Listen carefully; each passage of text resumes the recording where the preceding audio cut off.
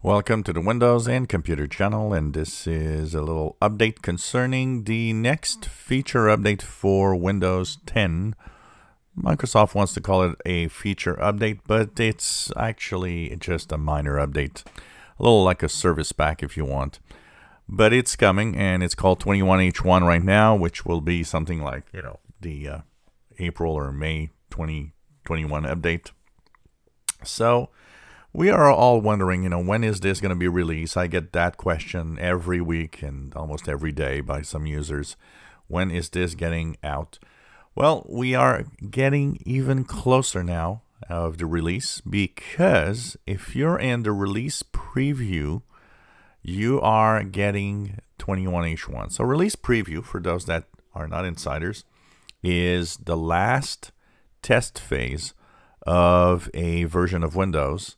And when it reaches release preview, it means that it is extremely close to being released.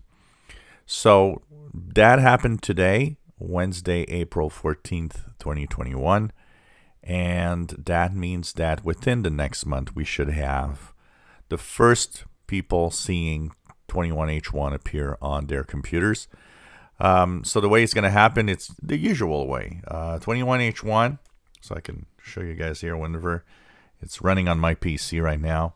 It's 19043, which is the build number, just one little number higher than the October 2020 update, which is 19042, and version 2004, which is 19041. So this package, when installed, of course, will enable just a few little things that are very minor. I talked about them this week, so just refer to this video, to the video that I did this week talking about what exactly is in there. But, no front-facing features really for most people. But within the next month, what's going to happen is seekers are going to start seeing it. Seekers, who are they? They are people that go to Windows Update to check for updates. And at some point, some of those people will actually start seeing 21H1 in their PCs. When that happens, now that means Microsoft is starting to rolling it out.